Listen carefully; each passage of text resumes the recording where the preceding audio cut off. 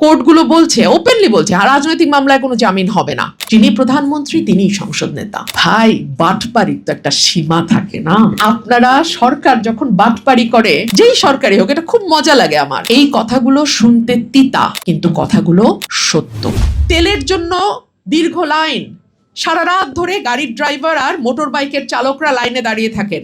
যেই মুহূর্তে দাম বাড়লো, ওই মুহূর্তে তেল পাওয়া শুরু হলো। কি করে সম্ভব বলেন তো? তেলগুলো কই ছিল?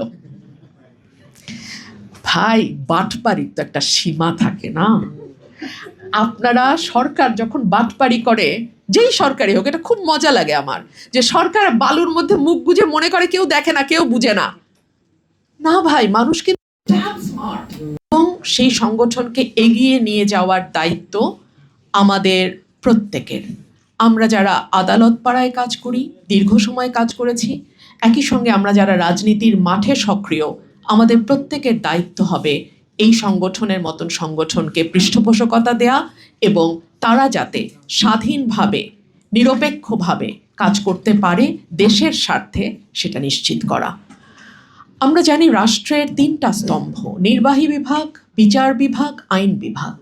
নির্বাহী বিভাগ এবং আইন বিভাগ মোটামুটি একই রকম, কারণ নির্বাহী বিভাগের যিনি প্রধান, তিনি আইনসভার প্রধান হন এক অর্থে। তাকে সংসদ নেতা বলা হয়। যিনি প্রধানমন্ত্রী তিনিই সংসদ নেতা। বাকি থাকে কেবল বিচার বিভাগ। এবং সে কারণেই দেখা যায় নির্বাহী বিভাগ বলেন আর রাজনৈতিক দল বলেন, তাদের প্রধান লক্ষ্য থাকে কি করে বিচার বিভাগের উপর পূর্ণ কর্তৃত্ব প্রতিষ্ঠা করা যায়।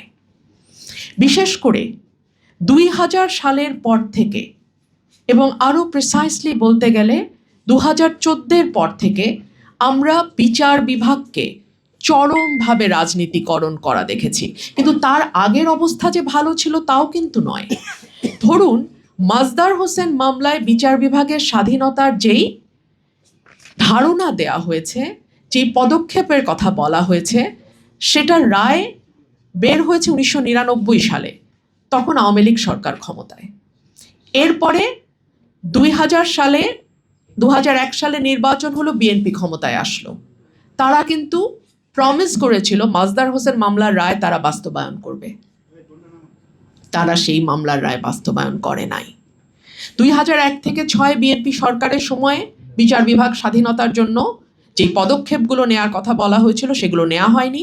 2007 সালে যখন 1/11 সরকার আসলো, অর্থাৎ একটি অন্তর্বর্তীকালীন সরকার, অরাজনৈতিক সরকার, তারা কিছু কিছু পদক্ষেপ নিল বিচার বিভাগকে স্বাধীন করার। এরপরে পার হলো আরও 17 বছর। বিচার বিভাগকে আরও বেশি রাজনীতিকীকরণ করা আমরা দেখলাম।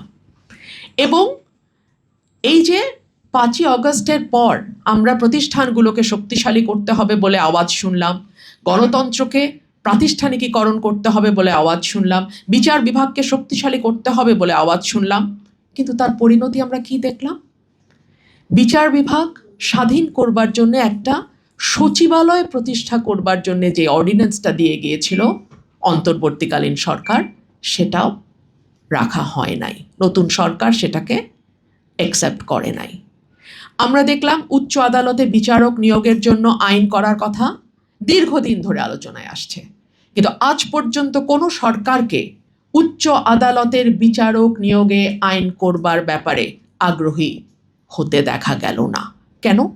ওই যে উচ্চ আদালতের বিচারক যদি যোগ্যতা, সততা, দক্ষতা অনুযায়ী আইনের মধ্যে থেকে নিয়োগ দেয়া হয়, তাহলে তার কাঁধে বন্দুক রেখে যেমন খুশি তেমন রায় বের করা যাবে না। এই কথাগুলো শুনতে তিতা, কিন্তু কথাগুলো সত্য। এই যে আমার এক ভাই আজকে বললেন সুপ্রিম কোর্টে রাজনৈতিক মামলা, আমিও অবাক হয়ে শুনলাম। কোর্টগুলো বলছে, ওপেনলি বলছে, আর রাজনৈতিক মামলায় কোনো জামিন হবে না। হোয়াট ইজ রাজনৈতিক মামলা?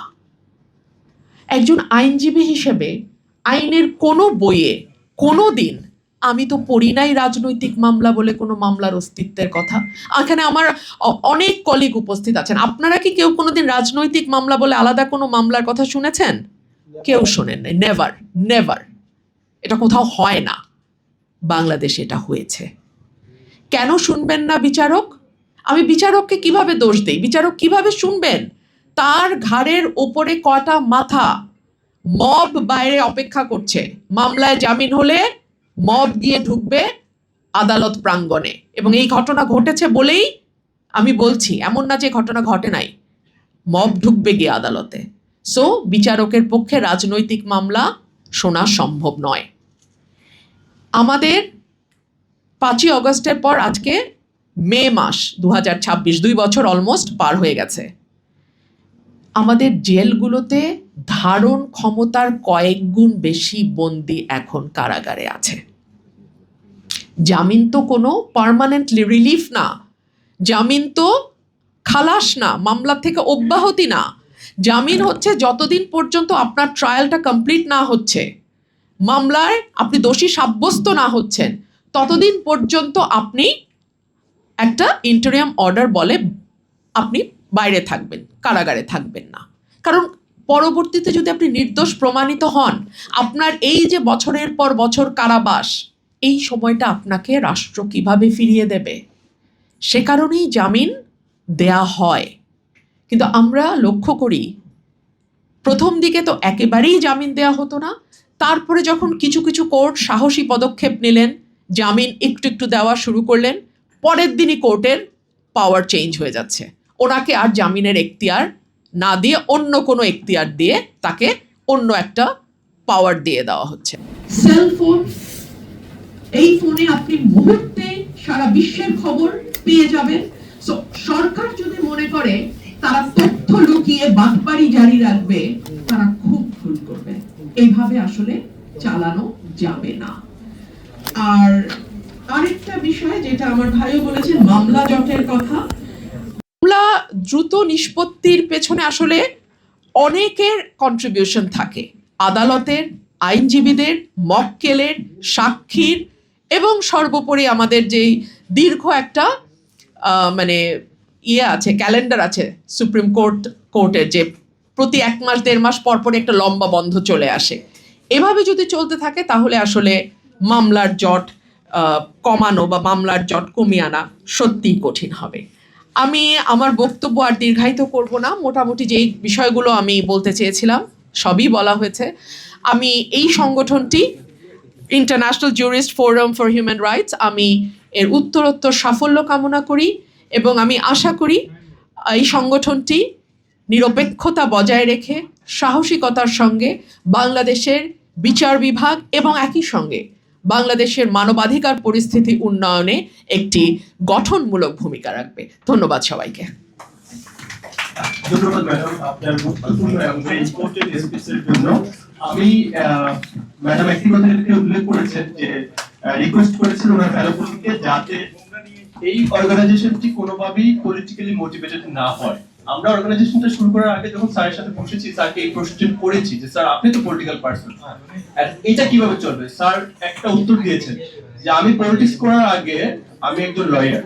তো আমরা ঠিক সেখানেই থাকবো। একজন আইনজীবী হিসেবে বাংলাদেশের হিউম্যান রাইটস রক্ষার জন্য যতটুকু করা প্রয়োজন, এটা একটা ইনক্লুসিভ, নন পার্টিজান এবং বাংলাদেশের সংবিধান সম্মত রাখার জন্য কাজ করবে, এটা আপনাদেরকে আমরা গ্যারান্টি করতে পারি।